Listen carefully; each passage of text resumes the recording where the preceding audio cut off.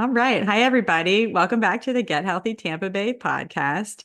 Today, we have a very special guest, Dr. Maiysha Clairborne from Atlanta.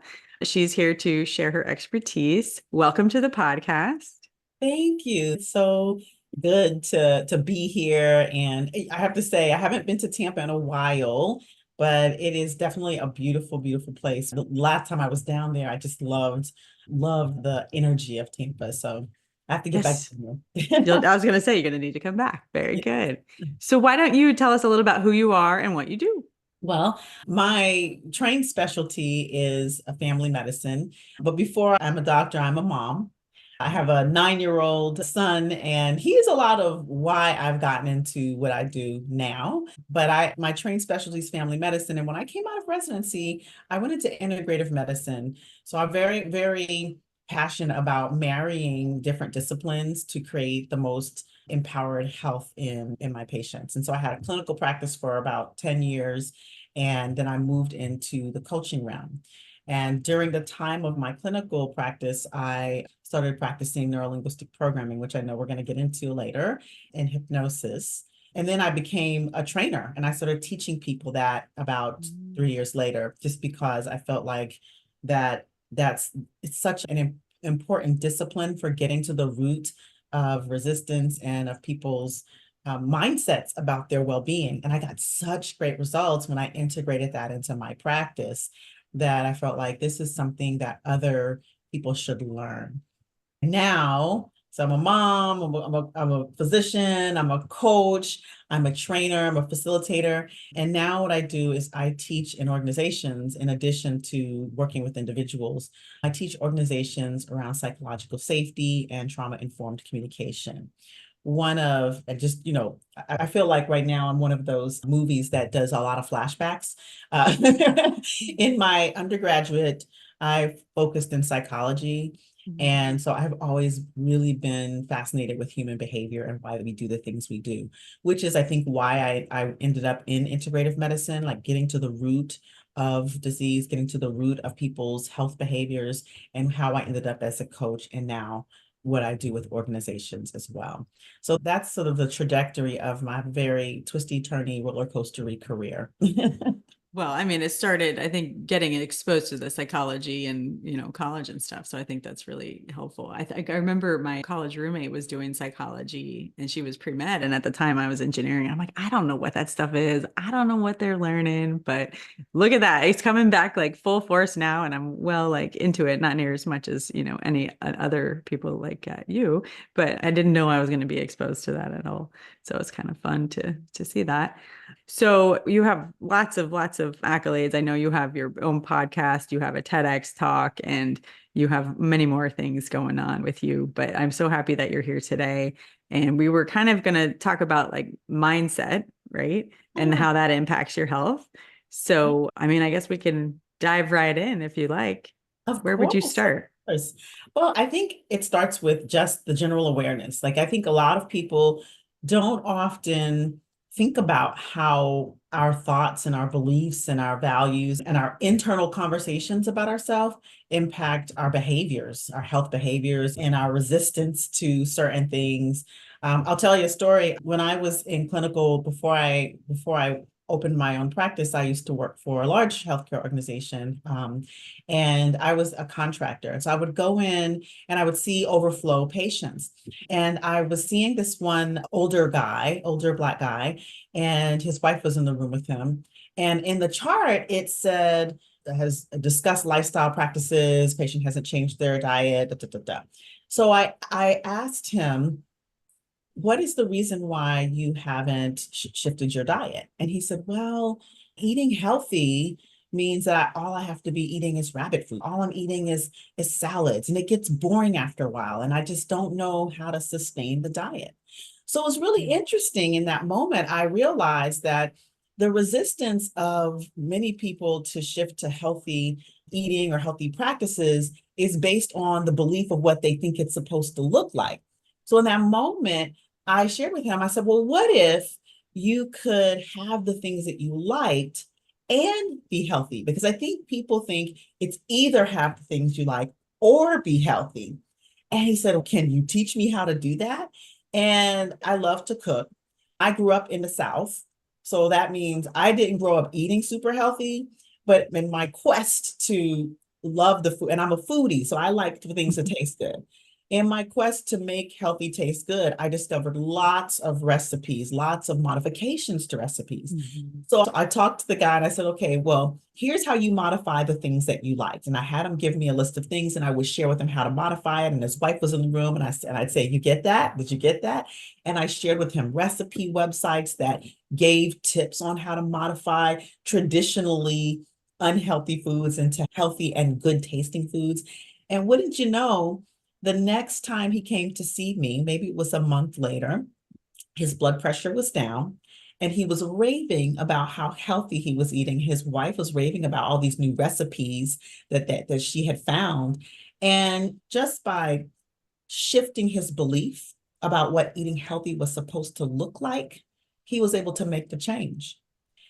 And I saw that happen with exercise as well, because people used to think exercise is just going to the gym. And if you don't have a membership, or you have to walk, and if you live in a place where walking is not accessible, or you have to have weights. And so when I would share, like, okay, well, do you like music? Do you like to dance?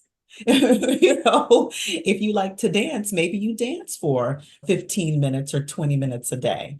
And just shifting, do you have someone that wants to walk with you or that likes to do things with you? People didn't like doing things on their own. And so just by shifting the belief of what something is supposed to look like, it empowers a person to see different possibilities and make expanded choices.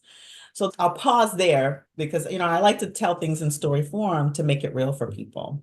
Yeah, I definitely agree. Like when you're growing up, you have all these biases or these pictures of what things may be, right? Yeah. And I really like your example as well, because I often, like with my patients that I'm working with weight management, I kind of have them define what it is, what is healthy, what is your ideal meal plan, and things like that. And I think that is really helpful for them to see as well, because it may include some things that they may not be thinking of before. So I think that's really good. And I also like how you kind of modify what they're currently eating to make it healthy, which is certainly possible, like getting, substitutions for recipes or things like that. I don't usually like go in and like dive in and hand out recipes, but I mean, I think that's a great approach for doing that as well. And then you make another great point about, exercise. I think a lot of people think they have to be running really hard or doing these high intensity interval training workouts, which are great. But in reality, just getting outside, going for a walk, fresh air, maybe yoga, I don't know, stretching, anything that they like to do, moving their body more is just enough. Exercise, it doesn't have to be like torture, right? Yeah, Yeah. it's interesting. What that reminds me of as you're sharing is, I think another sort of belief, false belief or a belief pattern, I should say, is resistance can come up because people focus on what they cannot do, Mhm. right? And so it's like, well, I can't do these types of exercises, or I can't exercise because of pain, or maybe it's because of Mhm. a knee thing or a foot thing or because of a back thing. And the question I would ask is, well, what can you do? So it's a simple reframe, like, what can you do? Mhm. Or people who are like, well, I can't cook, right? And so, like, really being inclusive about the questioning, like I ask people, well, what can you do? So if you're listening, it's like, if you're saying, well, I can't do this because, then the question is, what can you do? I can't do this because I don't have time. Oh, well, no one says you have to go and spend an hour and a half doing something. Mhm. These days, YouTube's got hit workouts that are like 10 minutes. Yeah. And they do modified versions. So the question is, Mhm. can you take 10 minutes to just go and turn on a YouTube video on your phone if you don't have a TV, or if you don't have cable, can you just turn on a video of YouTube, look up 10-minute workouts for beginners if you have back pain, or that have knee pain. The internet is such a rich place for you to start to find the things that you need. So then rather than I can't do that because, well, what can I do or how can I find? Now Right. you're making me want to go Google like, exercises in 10 minutes for back pain and see if it exists. And if Yeah, it doesn't, like there's a business opportunity there for someone to absolutely. make some sort of search for it. But I mean, I literally had this conversation with a nice young lady yesterday about, she is limited with her back pain. And we were talking about how she could move more or anything just for mental health and everything else as well. And I went through the kind of the similar things of what you just said, like, can you do this? Can you swim? A lot of people are getting these stepper things that they can do while they watch TV. So they're adding in like extra 10 minutes of stepping while they enjoy TV in the evening. I thought that was a great small Mhm. addition. So, Yeah, I mean, there's all sorts of creative ideas. The next step is actually going and doing exactly. I mean, it. something as simple as if you're sitting on a couch, can you sit up and stand up and sit down? You're Hmm. actually basically doing squats if you're sitting up and Yeah. standing up, sit down, sit up, sit down, sit up, sit down, right? Or if you happen to have stairs and you think you don't have time, walk up the stairs, then walk down the stairs, then walk back up the stairs, then walk back down the stairs, then walk back up the stairs, Like it's just getting the steps in, right? I have people who would say, well, I can't cook. And my response is, well, can you read? And they said, well, yes. Well, if you can read, then you can cook. Because really, if you can read a recipe and you can discover where to find some of the ingredients, start with simple recipes, and you can discover to find where to find the ingredients, and then you can put them together in the way that the thing says and follow the directions, then guess Hmm. what? You can cook, right? But then there are people who say, well, I don't like to cook. All right, honoring that. There are so many other options to eat healthy, right? Hmm. Now there are whole food delivery services. We didn't have that when I was younger. But like I used to say to patients before what are these food, just the blue plate and the all the things. Oh, There are yeah. like multiples of them. But I would say, well, what are the restaurants or the fast food places that you could choose that could be healthy? Or what on the menu could you choose differently than what you would normally choose? Yeah, I was just going to say that's a really good example as well, because they may think, oh, well, I have to go eat at XYZ place, and I know that there's really nothing there I can eat. So I have to eat this meal that's, the one I always choose or the favorite. And that may not be the most helpful one, where they could make the conscious decision of choosing a different item on the menu that might build a healthier meal for them too. So yeah, often try to coach people in doing that as well. But you mentioned like the meal delivery thing. There's a huge industry here. There's many of those prepared healthy meals already delivered. So if they don't like to cook Mhm. and they don't have, I think Blue Apron's a cooking one that you mentioned. That's like Hello Fresh, right? HelloFresh, yeah. Yeah. So that these would be ones that you don't actually have to do the cooking. It's all prepared. You just heat it up. Yeah. That's So those cool. Yeah. are also alternatives. So they gotta, I think I like this because you're trying to get them to think outside the box a little bit.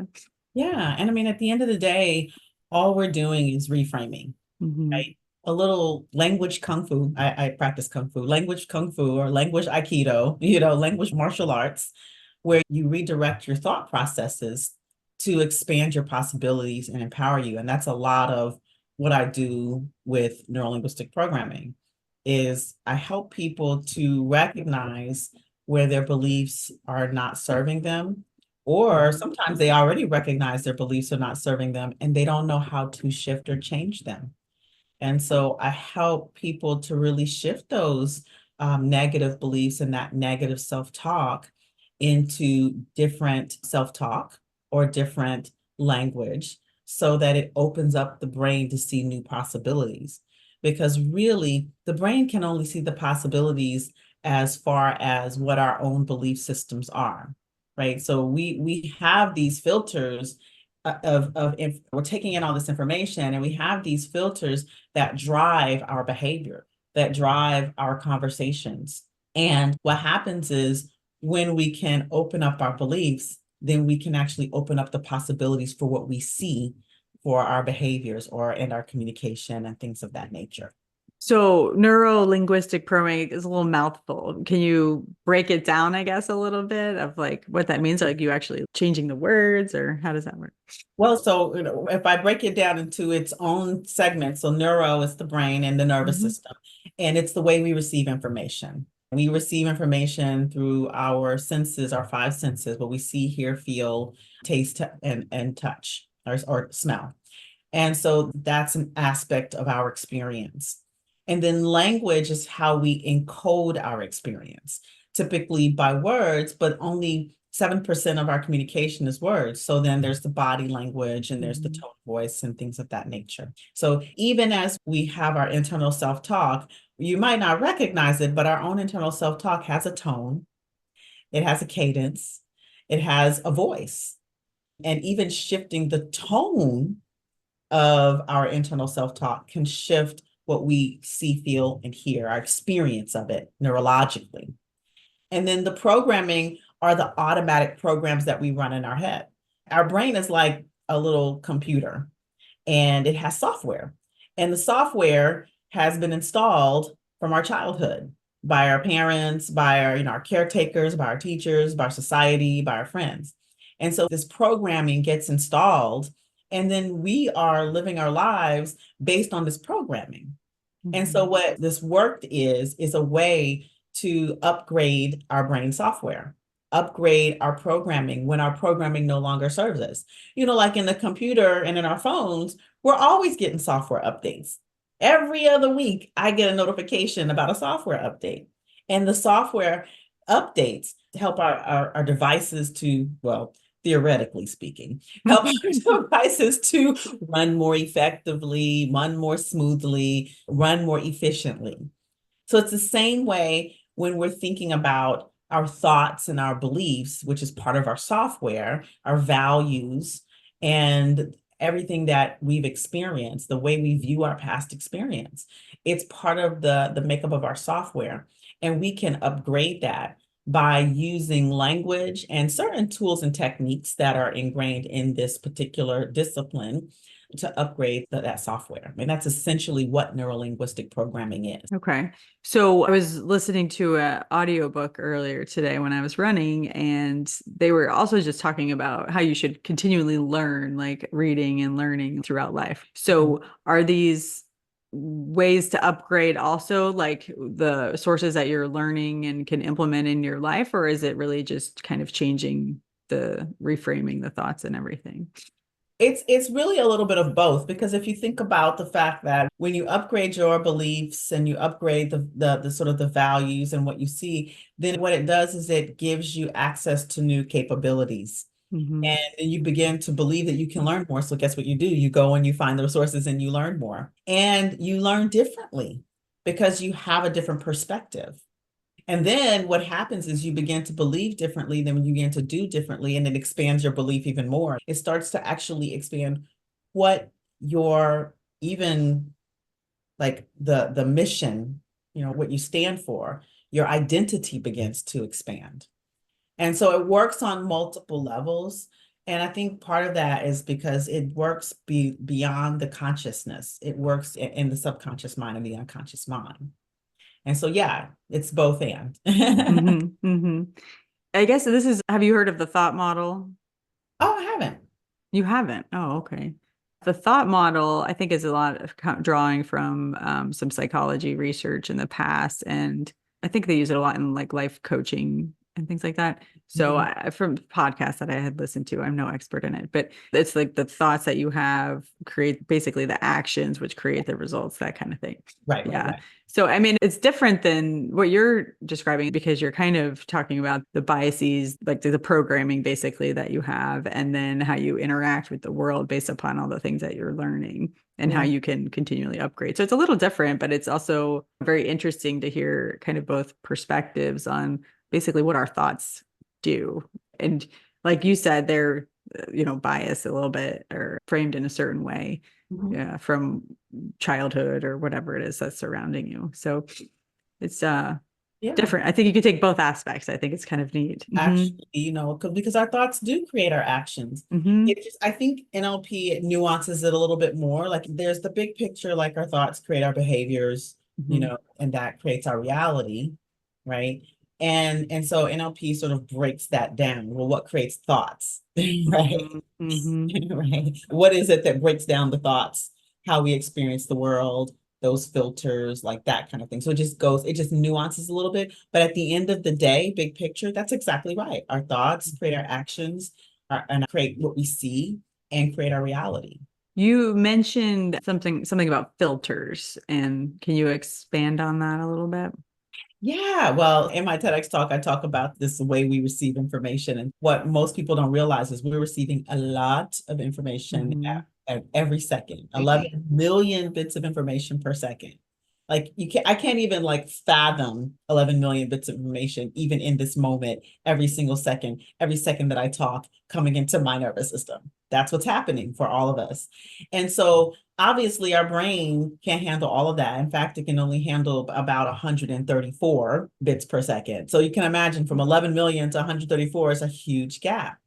So it has to chunk it, it has to filter it into these manageable chunks. And it does that by distorting information, by generalizing information, and by deleting information. Mm. Like that's, if you think about it, it's almost like if someone dropped 11 million toothpicks out of the sky, you grab what you could grab and everything else just falls away on the Yeah. floor, period. And so what the filters are, those filters are our thoughts, our beliefs, our past experiences, our upbringing, our culture, our language. Those are the filters. And then once the information is filtered through all of those things, and there's a whole bunch more filters, right? But those are the big picture main ones. Our traumas, right? Our Mhm. traumas are filters. And so then after it goes through those filters, then it creates our physiological response, like our emotions, right? Our physiological response, and then we label it as an emotion, like anger, sadness, frustration, whatever we label it as based on our experience. And we also label it in self-talk as well. Then after that happens, that's what drives our behavior, Mhm. our response, our reaction, or our retreat. And so that's the role of the filters that's happening like really every moment. Give me another example of how you would help someone, I guess, filter or make their thoughts better. I don't know how you want to phrase it, but can I you think mean, of anything? well, yeah, how I help them so like sort of Yeah. modify. I think one of the easiest ways that I do it, and I tend to do this when I speak on stages, Mhm. is to just bring awareness to the filters. And it sounds like the simplest thing. It's interesting. This work is not, it's not, it's not super complex, although it sounds like it. Like all the Mhm. words that I use sound very complex. But at the end of the day, when you bring awareness to something, sometimes it's like they say, you can't unsee that anymore. So Mhm. when you bring awareness to, oh, I have these filters, then you can begin to ask yourself when you have a thought, what filter is that thought going through? I'll give you an example. Today, I was speaking with a client of mine, and this client was sharing about this specific belief about needing to have a plan for every possibility. And that's a decision. And so I asked, when was the first time you decided that? Right? So the question is, what are the filters that determined that you needed to have a plan for every possibility? Doesn't And sound. you begin to look at, oh, where did I decide that? And is it true? Is it true that Mhm. I have to have a plan for every possibility? Is it useful to have a backup plan? Absolutely. But how is it serving me or how is it not serving me?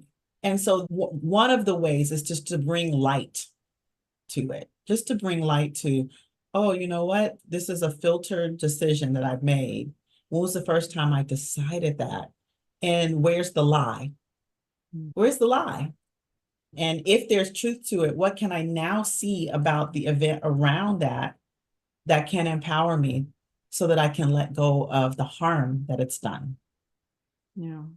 They go through like a thought bridge of changing the thought to eventually little by little to like something that more would be true, I think, than what they're telling themselves. The other thing about it is that, when you kind of discover the root of the ineffective thought or the root of the false belief, then you can look and identify where in your life that belief has been holding you back all this time. So that could be whether it's been holding you back in your health, whether it's been holding you back in your relationships, whether it's been holding you back in your career, whether it's been holding you back in your finances.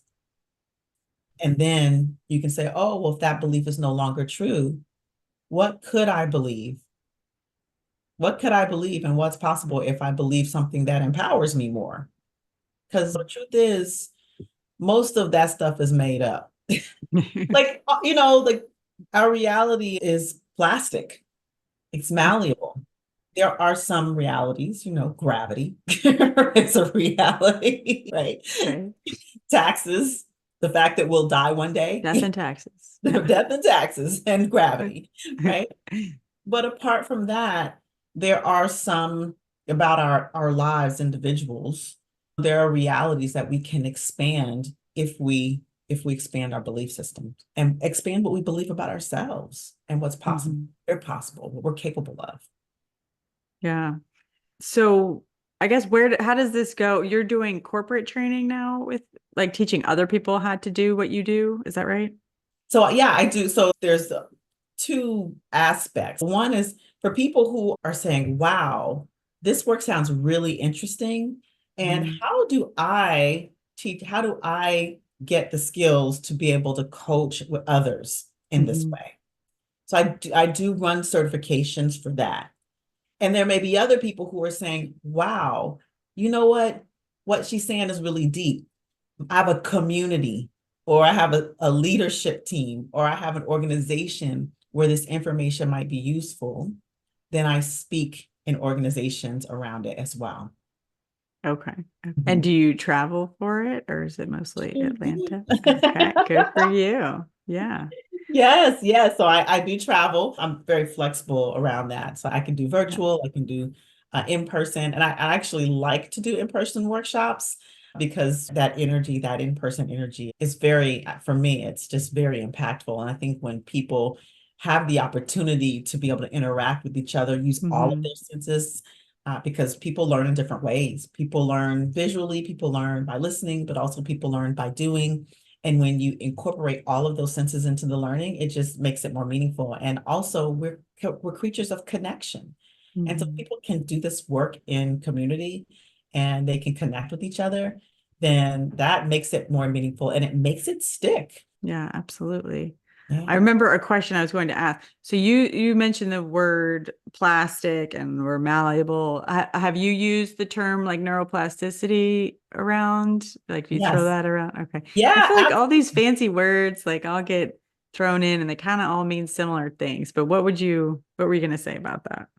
Well, I mean, yeah, it's the concept that, people, it used to be, we thought that once you get a certain age, your brain is it's done. It's done developing. You can't develop anymore. But like understanding that our brain is always developing and we have the capacity to develop it more. If you think about malleability, if you think about flexibility, our brains are always creating new connections. That's how we learn. Hmm. We don't stop learning. If we don't, I don't turn like 35, which I am far from right now. Right? I don't turn 35 and like, well, that's it. Can't learn anything more. Boy, that would be a miserable life if I could not learn anymore. But we continue to read books and make new connections, and we learn how to communicate differently. That is what neuroplasticity is. It's basically the ability to continue learning. Hmm. And we are learning individuals. That is one of the things that makes us special is we have the capacity to learn until we die. I mean, you could be 90 learning. You hear these Yeah. crazy stories about people who are in their 80s going back to college. Here's the thing. If you stop learning, like if you intentionally cap yourself from learning, then the decline happens. Hmm.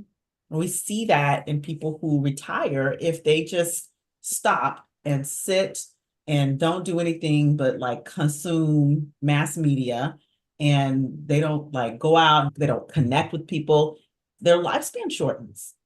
But then you see these people who they retire and they start a whole new life. That's like my mom and my dad and my aunties. Like they retired. My mom moved to Mexico with her husband, and they are like living up their best life. Okay. Like I was like, I can't even wait to retire. What 70, 75 looks like is so different from what I pictured it as a young person, what's portrayed in the media. So I say all that to say that's neuroplasticity. My dad, retired OBGYN surgeon, right? Went from operating in women's bodies right, to doing mosaic art. Oh, wow. What a great sublimation of his skill set. Mm-hmm. And we were having this conversation, and he was like, yeah, I'm just, I'm going to use this different. I'm going to use cloth. I'm going to do mosaics with cloth. And I'm learning, and it's different. And I'm a little bit nervous about it. And it's just so cute to see my dad nervous about learning. But that's what keeps him, what's the word? Spry. Mm-hmm. Mm-hmm. Is he's always learning and he's building decks. And I'm like, Dad, I didn't know you had that in you. That's awesome. I mean, I was basically going to say something very similar in that continually learning and learning new skills is one of the keys to longevity, right? If you do retire, it's better to pick up a new habit or skill, learn a new language or anything like that to help keep your, brain functioning and regrowing those synapses and everything like that. So I think you're spot on with that. And I also kind of try to emulate it for my kids. They're like, Mommy, why are you going to a conference? I'm going to learn more. You never stop. And like continually reading things and setting good examples for that. So kind of trying to teach the young and support the old too. So I think it's really important, like you were saying.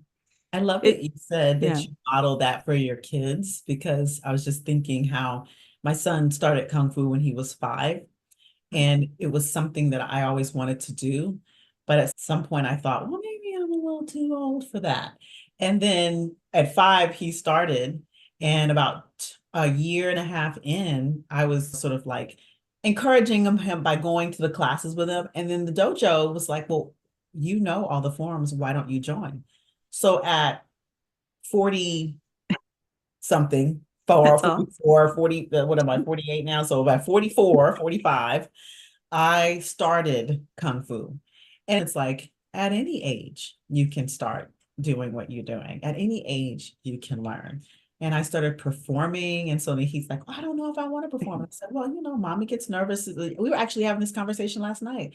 Well, I don't want to do the dragon dance. It's this dragon, like sort of like a ribbon thing, right? Mhm. Because I'm gonna just mess up. And I was like, when we first started performing, mommy messed up a whole lot of times when we were performing. But the only way to learn is to mess up. You do it, you mess up, and then you get better, and you keep practicing, you keep practicing. So I love that you talk about modeling that to our kids, because I think in our younger generation, there's somewhat blame it on the X generation. We want our kids to have some, we want it. I'm an older mom, but for my X-gen cohorts that had children younger than me, want their lives to be so much better that they maybe shield them from learning the things that they need to learn. Mm. And so letting them learn, letting them fail, and letting them get the context that failure is just part of like learning and growing and expanding. It's nothing bad. It's just what is. Mhm. Yeah. No, I love that. That's perfect. Is there anything else you'd like to share with the listeners today? It's been a You great know, conversation. it's such a great conversation. No, I think that we've covered so much. Mhm. And so if I were to leave them with something, it's just to examine your thoughts and your beliefs, Mhm. and examine the source of them before you just decide that they're true, right? That truth is malleable. Truth is, it's movable. And then maybe you will find that in examining your past beliefs and where they come from, that you see newer, more expanded possibilities. That was a perfect summary of, I think, everything that we were kind of just discussing. Love it. If people want to work with you, how would they find you or listen to your podcast? My website Mhm. is mindremappingacademy.com. And if you go there, you will find where you can, if you're interested in the training, you can actually take the training. If you're interested in working with me one-on-one, there's a way to reach out to me there. And also, if you are wanting to have me come speak, then you can actually contact me through there. So that's mindremappingacademy.com. And then I'm on social media on LinkedIn, Facebook, Instagram, are my top ones, and YouTube. And that's backslash Dr. Maiysha. So everything's backslash Dr. Maiysha. And the podcast is called The Black Mind Garden. And it's where you can learn a lot more about the work that I do. And if you're like, this neuro-linguistic programming thing sounds interesting, but I need to know more information, then that's where I talk about the components and the elements and how I use it in corporate and how I apply it in families and how I apply it as a parent. And so that's the way you can learn more. Very good. All right. We'll put all that in the show notes. Thank you so much, Dr. Clairborne, for joining us today. And everybody tune in next week for listening for more. Thank you for having me.